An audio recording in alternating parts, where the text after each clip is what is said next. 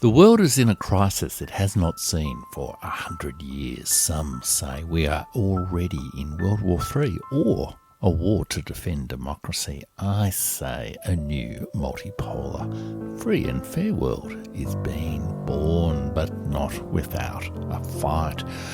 On the Burning Archive, I offer you calm history to guide you through this crisis. Each week, I focus on a big event in the multipolar world, connect it to real stories of history, and share a fragment of the cultural heritage of the multipolar world that might help you live well through the crisis.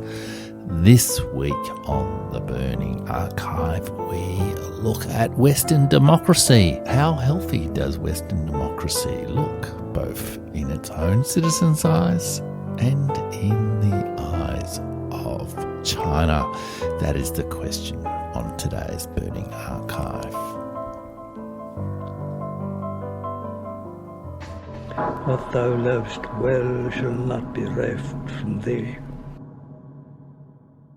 I am Jeff Rich. I am an independent author, podcaster, and writer of various things, many of which you can read if you subscribe to my Substack at jeffrich.substack.com.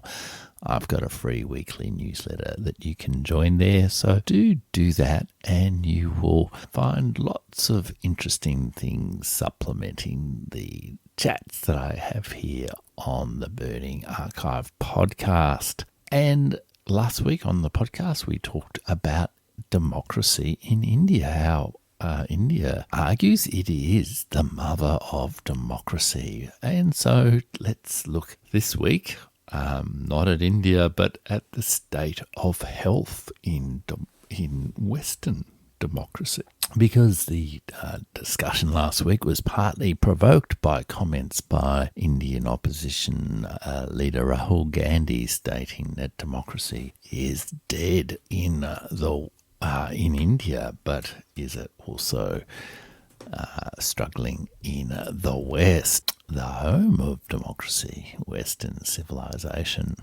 And there was a major summit this week in Moscow between Xi Jinping, leader of China, and Vladimir Putin, leader of Russia, president of Russia, in which lots of things were discussed, which I'm not going to talk about today. But there was a brief exchange as Xi Jinping was leaving the Kremlin one night, leaving the summit meeting between Xi Jinping and Vladimir Putin, where Xi Jinping said to him, "Change is coming that hasn't happened in 100 years, and we are driving this change together." Vladimir Putin said, "I agree." They must have been listening to this podcast because that is what we talk about on this podcast, how we are, in fact, seeing changes that have not been seen for 100 years. And we here being, mere retired ex-government officials, very, very minor retired government officials and, writers, I guess, and intelligent, well-informed citizens like the listeners of the Burning Archive podcast. We don't aspire to drive this change together, but we certainly aspire to understand what's going on. And if we think back 100 years to the kind of changes that, we haven't seen for 100 years, that takes us basically to the end of World War I, the collapse of European empires, the collapse of the Qing Empire dynasty in China, the beginning of the long Cold War between the Anglo-Americans and Russia, the crisis of the international system in the 1920s, the start of Wilsonian imperial progressivism from the United States, which had a very strong racist element, one must add, both within America and without. The Amritsar massacre perpetrated by the British in India, and at that point in the 1920s, the concept of Western democracy perhaps did not really even exist. Western democracy was still a somewhat fragile, liberal, aristocratic project. Many countries still did not give women the vote. Of course, Xi and Putin are not in any way wanting to go back to the world of 1920.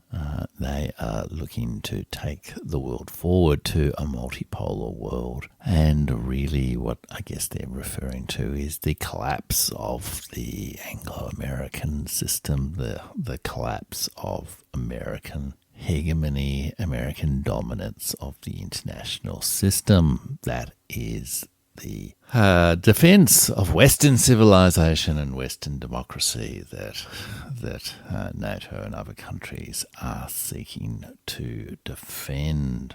I thought in this episode of the podcast I would take a quick pulse check on the health of Western democracy and then ask, well, how does it look in Chinese eyes?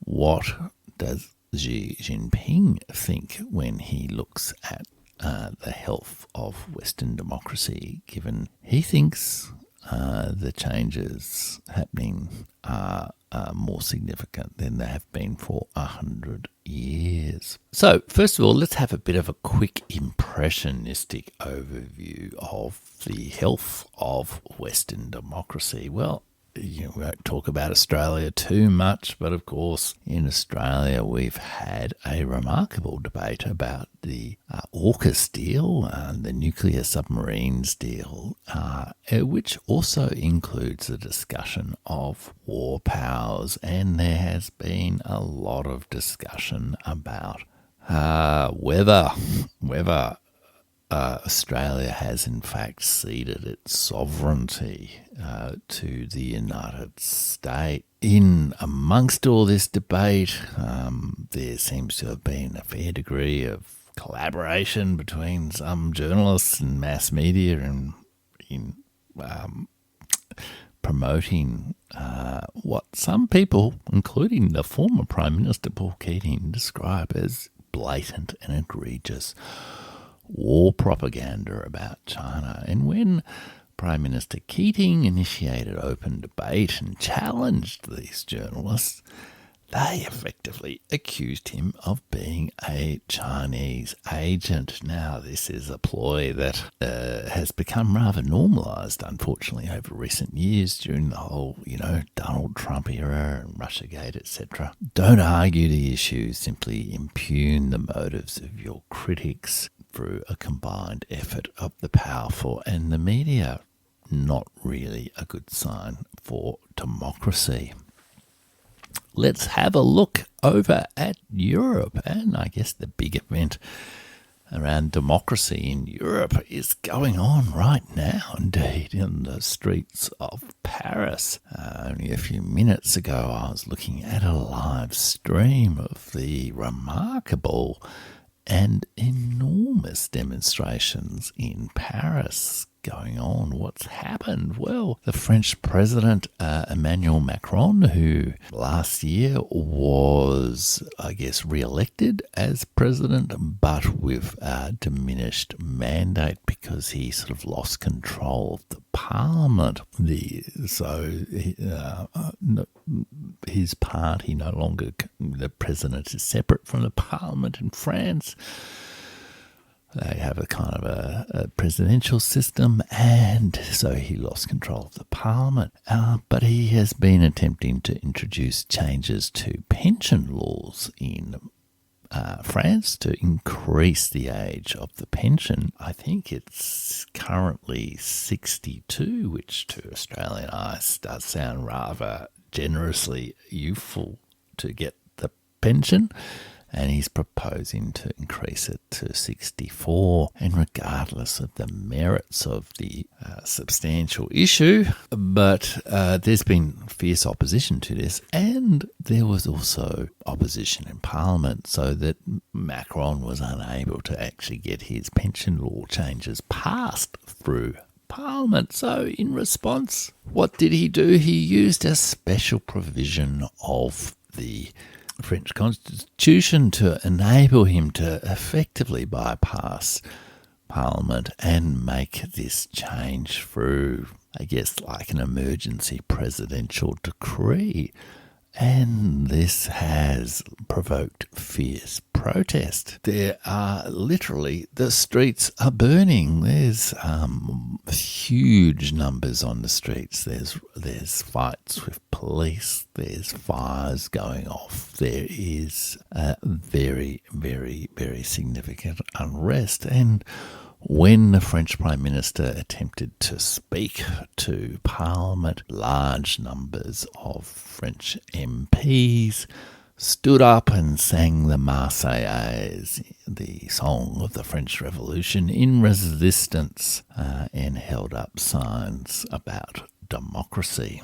Let's look at America, that other twin pillar of Western civilization. And already in America, we're in pre-primary season yet again for their next round of presidential elections. There's a major dispute brewing on a budget ceiling, made more complex by bank failures, and there's also threats of the arrest of the former President Donald Trump, and significant debate over whether those charges are justified. And in any case, it does create something of an odd look in America as it promotes and defends democracy worldwide, that it is threatening, at least it seems, within a highly politicised justice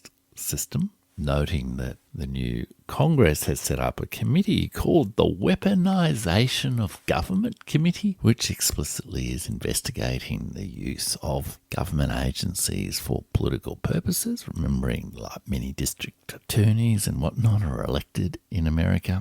So you have the former president of the country threatening to be put in jail, and he's also a candidate for president. Again, on the surface, that does raise some questions about the quality of democracy in America.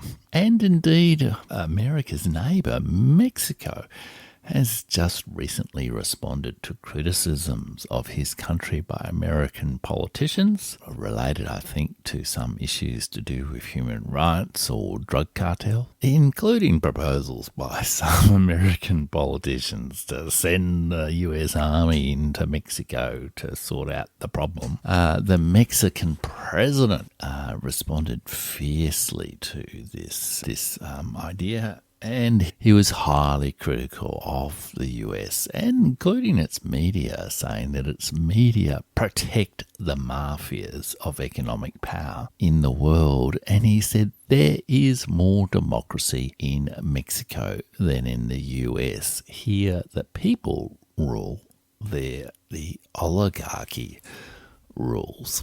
And this reference to oligarchy is hardly only a term that's come up from the Mexican president. It's come up many times internally within Western societies as well. And in Beijing in March 2023, there is in fact the second International Forum of Democracy, and there have been speakers there from many countries that have roundly criticised, including from Western countries, that have roundly criticised the health of Western democracy. Are the people in Western democracies satisfied with democracy? Let's have a look at some research. And the Pew Research Centre, which is a major public opinion research centre in the United States, it conducts a kind of cross-national study regularly on various public attitudes, including about democracy. And it found in a study published in 2021, or maybe conducted in 2021, that it did this study in 17 states, including in Australia and the United States.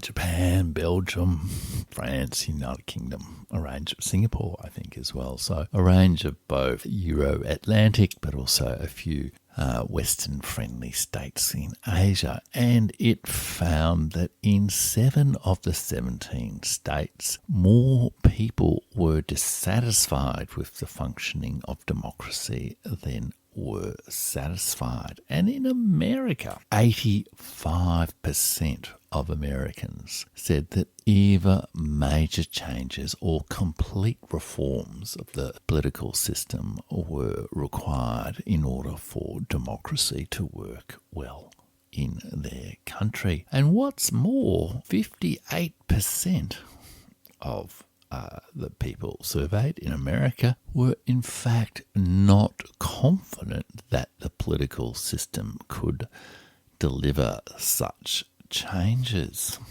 There does seem to be a few warning signs there if we take that as a bit of a pulse check of the quality of the health of Western democracy. There do seem to be a few problems. And, Western democracy has taken a lot of water, I guess, over recent years. There have been all the debates about populism and nationalism and elitism and anti-populism and the debates about Trump and Brexit and migration.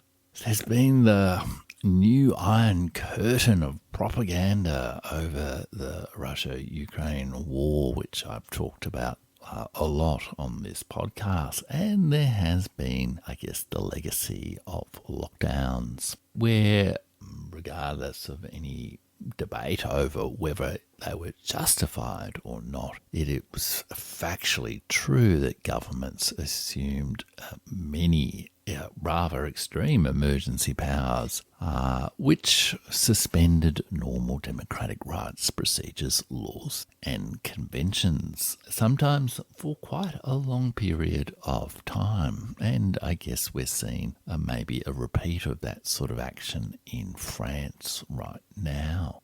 But I think it's also important to remember, there's been that whole debate, especially provoked since 2016 with Donald Trump and Brexit, about whether democracy was kind of committing suicide sort of thing in a populist rampage, or alternatively whether it was being, taken over in a elitist coup. The debate around the health of Western democracy actually goes back a very, very, very long way. You can find debates over the tension between sort of universalist and particularist values, all the way going back a long, long time, and well before the end of the Cold War. There have been doubts about whether democracy is a bit of an illusion. The whole basis of elite theorists of democracy, Robert Michel's and the Iron Law of Oligarchy, that was a study of the Social Democratic Party in Germany in the late 19th, early 20th century. It looked at the reality of how parties and politics worked rather than the spin, I guess, of the ideals of democracy. There's long been criticism of the party system, partisanship, the weakness of representative democracy, the relative weakness of participatory democracy, the relative value of liberal versus social democracy, or the differences between elections, participation, or even voice. And there has also long been tensions between proceduralism, pluralism, populism and policy elites. And for decades people have wondered whether Western democracy is over, whether Western democracy is a spell or whether we are in a post-democratic society. And for a while, I guess, after 19 1989 and the end of the Cold War, there was this, it was the whole Francis Fukuyama moment when democracy had triumphed worldwide. The end of history had been achieved and democracy was being promoted worldwide.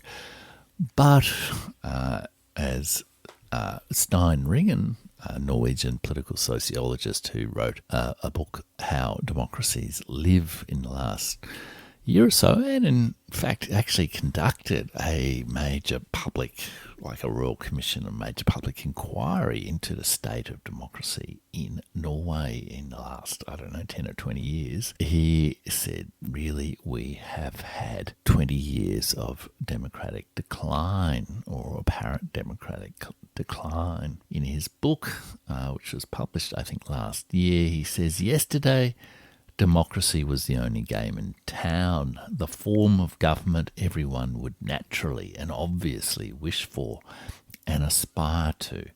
Today it is entirely standard, even in polite company, to dismiss democracy as ineffective and having had its day. Add to that the failed stress test in some democratic countries of pandemic management. If not now, when would be the time to re-examine democracy? I'm actually starting to write a book about all this, which really, explores this question of, is our democracy dead or in ruins, and what are the different alternatives people are raising amongst themselves. And I will talk more about that another day, but I guess what I really want to look at today is, there are all these signs within Western democracy. Why don't we focus in on listening to some of the feedback the rest of the world is giving to the West about our democracy?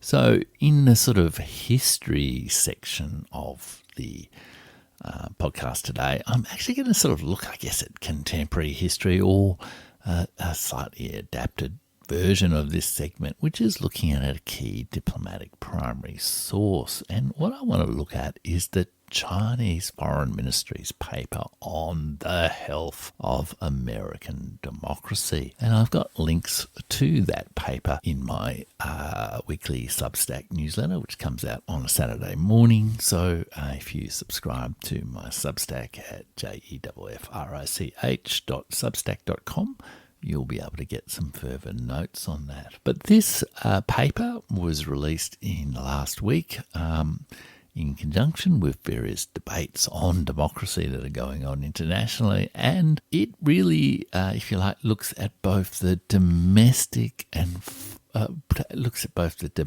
side of the health of democracy in the United States of America and the foreign policy side. And on the foreign policy side, it argues that the United States' imposition of democracy has caused chaos around the world. I'm not going to look at this so much because it's a range of issues I've canvassed a lot on the podcast. And its democracy promotion, America's democracy promotion, is failing and is not really supported by its domestic democracy. And that's really the side of things that I want to focus on in this paper. It sort of, in a way, extends an old joke that I understand has been doing the rounds in Eastern Europe in recent years, which is that America has spent so much time and resources exporting democracy to the world that it has not got any of it left at home. So this Chinese Foreign Ministry paper on the health of Western democracy, what does it say on the domestic front about the health of American democracy? Well, it argues that American democracy has a chronic illness. And what's remarkable about this little paper on the domestic front is how much the paper actually uses Western sources and Western experts to make their case against the health of American democracy. Each of the points on the weakness of American domestic democracy are supported by evidence from American scholars or research or commentators, and it makes 6 main points to back up its claim. First of all, it says American democracy is in further decline, and here it points to the January 6th events in whenever it was, 2021. The difficulty electing a speaker in the Congress, like late last year, took them, days and like about 20 votes or something. There are a slew of reports and comments from Sweden, America, the Brookings Institute, and the sort of geostrategist Ian Bremner. And you can do any kind of Google search, and it's hardly a Chinese propaganda point that raising questions about American democracy being in trouble. The second point is that political polarisation is intensified by partisan fights. And again, this is polarisation in America is pretty well documented, but it refers to the raids on Donald Trump's residence, to presidential records he was holding, and the inconsistency of treatment of Joe Biden's similar holding of presidential or not even his own presidential records in a number of places as well. And they also refer to Larry Diamond of Stanford University discussing the absence of self-restraint. So again, this is a reasonably well-evidenced point. The third point on the health of democracy in this Chinese paper is that money politics has surged. It quotes a figure here that $16.7 billion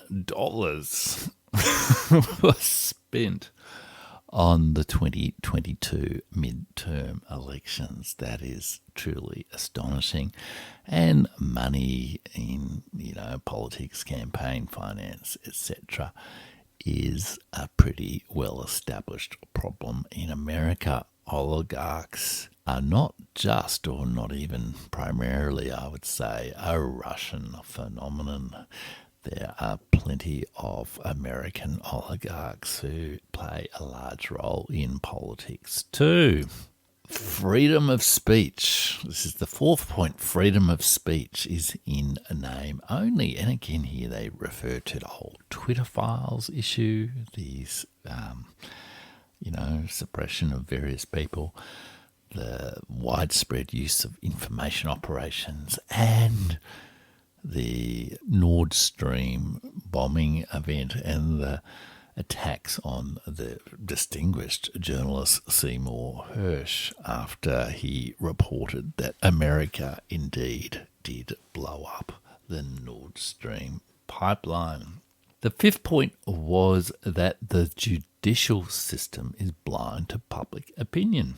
Here they talk about religious conservatism and the role of the courts, the Roe and Wade case, gun reform, tax, healthcare, and the dominance of the Supreme Court within the American system. And this, again, is a pretty well-established point. It's a strong point made in Francis Fukuyama's Political Disorder and Political Decay as well. And then the sixth point is that there is increasing disillusion within Americans about the health or state of their democracy, and that refers to multiple surveys showing a decline in trust or faith or satisfaction with the performance of the political system and democracy in Australia, in America, including a University of Maryland study, a Public Policy Institute of California study, a Quinnipiac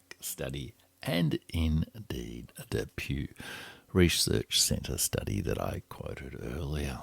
When you listen to feedback in your life, I guess, the most common mistake people make is to stop listening and start arguing. They say, I don't agree with that. Well, that doesn't matter. Or what I really think is, this is how I see it. Of course, that is a mistake, and you lose the opportunity to really hear what the feedback is saying, to find out how other people see things and what they're trying to share with you, and the impact of your behaviour on them. So on both sides, though perhaps that same approach should be adopted with this report from the Chinese Foreign Ministry on the health of Western democracy. Perhaps the Western democracies need to take seriously that there is maybe a bit of a problem there. And goodness me, I mean, there's clearly some substance to the claims made in the Chinese paper. And after all, many people around the world have spent, 4 years before 2021 breathlessly telling us that, a new autocrat is in charge of America. So, and that, democracy had fallen in America. So I'm sure the miracle didn't happen in early 2021 to change all of that.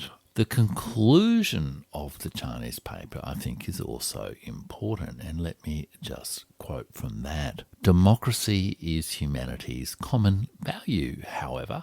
There is no single model of political system that is applicable to all countries in the world. Human civilization, if compared to a garden, should be a diverse place in which democracy in different countries blooms like 100 flowers. The US has American-style democracy, China has Chinese-style democracy, and other countries have their own unique models of democracy that suit their respective national conditions. It should be up to the people of a country to judge whether the country is democratic or not, and how to better promote democracy in their country. Now, this idea that there are different styles of democracy, this is widely believed also by many Western scholars.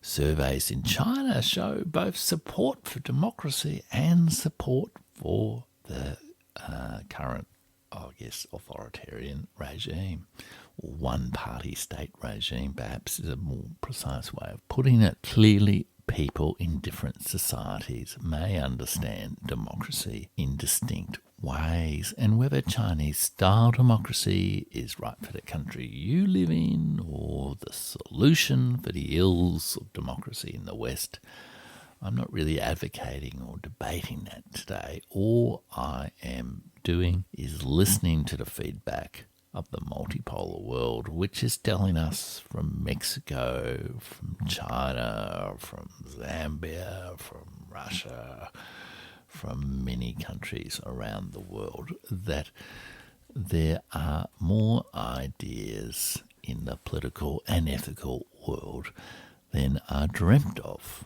in American neoliberal democratic philosophy. So let's at least have a conversation about it.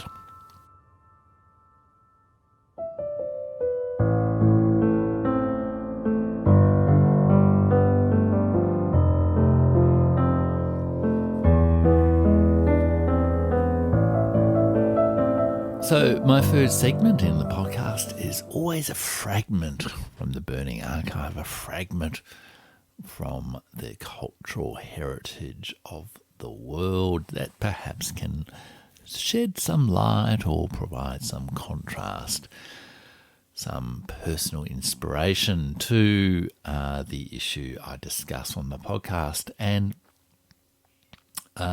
if we're going to have a conversation about the many forms of democracy and the many forms of political traditions around the world, and how they can all perhaps be used to develop a freer, fairer, multipolar world, a symphony of civilizations. If we're going to have that conversation, it's always worth listening to the fragments of the Burning Archive. And this week, there's a concept in Chinese Confucian political thought articulated by Mencius that goes to this idea that reflects a pre-Western democratic ethos, if you like, to use the term that was used in relationship to some of the Indian political thought I discussed last week on the podcast, or at least an ethos that can be renewed and adapted for democratic purposes. And that concept is Min Ben. Now, Mencius was one of the main Confucian political thinkers. He lived, I believe he was born Meng Zi, and Meng Zi is the more correct Chinese name. I believe the Z is like an honorific master Meng. So Meng Zi really means Master Meng. And he was a philosopher who lived around 370 to 290 BC, or 372 to 289 BC.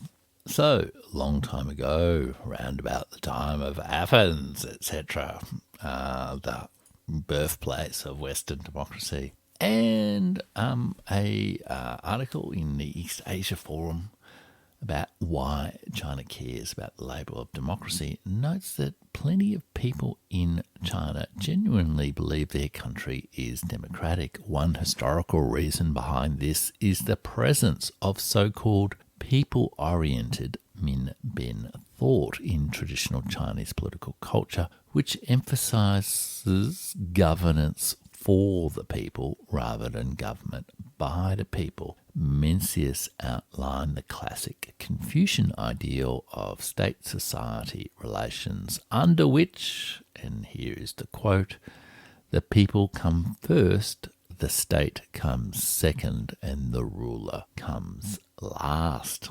Confucian culture defines democracy in terms of Min Ben, which is different, I guess, from the procedural understanding or the electoral-oriented understanding of democracy following the liberal tradition. It focuses on, I guess, what is the substance of democracy that is delivered. It's closer, I guess, to the concept of social democracy rather than liberal democracy. These two definitions kind of generate different expectations for government and provide different standards for assessing political legitimacy and defining distinct functions of participation. Now, I am yet to read a lot of Meng Zi or Mencius, so I won't go a lot further with all of that, and candidly admit that I would like to fill that gap in my understanding. But I did discover in researching the podcast some fascinating things about Meng Zi or Mencius, Master Meng, that I thought I'd just share with you. He developed a Confucian concept of basic human goodness as his central claim, arguing that people will behave well if they are encouraged to develop virtuous thoughts and habits. He maintained that things like hunger, poverty, injustice, and need create chaotic, destructive social environments, and these environments get in the way of the flourishing of virtue. This has implications for how to govern If we want to govern well, the priority is to meet people's basic needs. But a wise ruler should also provide an education that supports the growth of a flourishing political life. And when he did his work for a long time, he became a roving teacher and counsellor who sought to advise rulers on how to rule with justice and propriety. But towards the end of his life, Meng Zi retired from politics frustrated that his recommendations were falling on deaf ears. He returned to the state of Zhao, and he died there in his 70s or 80s. So I feel I should induct Meng Zi or Mencius into the Burning Archive Hall of Fame, especially now that I too am a roving teacher, retired from government, tired that my advice on the ordinary virtues of governing well were falling on deaf ears, and looking to educate people outside institutions on those virtues through this podcast and on my Substack. A slightly longer program this week, but I hope that's okay. Do subscribe to my Substack, jeffrich.substack.com, and check out my YouTube channel, the Burning Archive YouTube channel.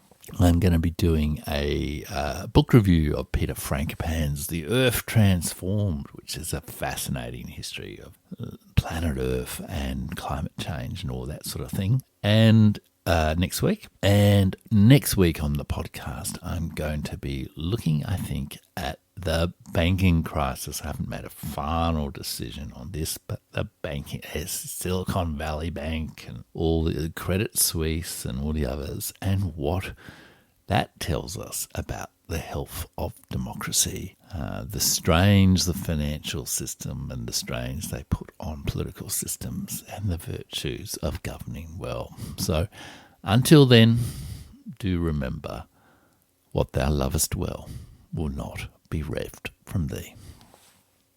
What thou lovest well shall not be reft from thee.